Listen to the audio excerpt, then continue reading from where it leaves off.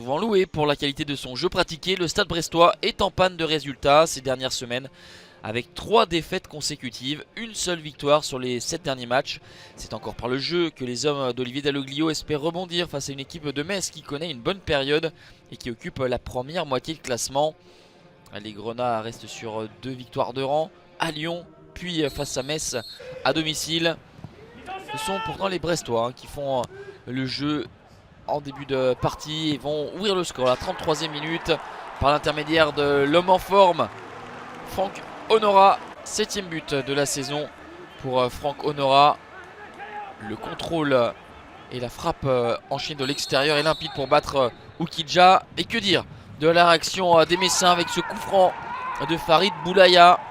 3 minutes plus tard, Metz égalise grâce à la 5e réalisation de son maître à jouer algérien Farid Boulaya. La frappe est aussi puissante que précise. Elle est à peine effleurée par Gauthier Larsonneur qui ne peut rien faire. Ça fait un but partout à la pause. Les Brestois en ont profité pour marquer leur 21e but en première période. C'est la deuxième équipe la plus prolifique dans le premier acte derrière Lyon. 21 buts sur 32 inscrits en première mi-temps pour les hommes d'Olivier Dalloglio qui vont espérer être tout aussi efficaces au retour des vestiaires. Et ce sera le cas à la 47e. Le but d'Irvine Cardona qui profite de ses errements défensifs des Messins. 6e réalisation pour Irvine Cardona qui égale son total de la saison dernière. C'est Mounier qui disputait ce ballon aérien avec Oukidja.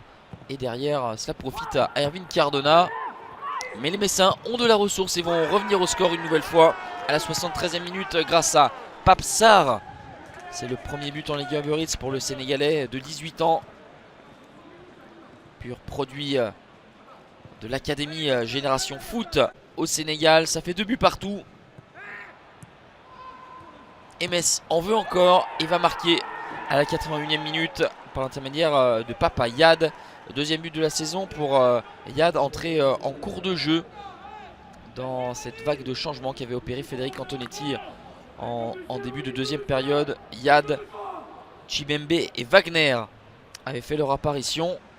Wagner, on le retrouve à la 87e minute, lui qui va transformer imparablement ce penalty pour le 4-2. Première réalisation du Cap-Verdien cette saison.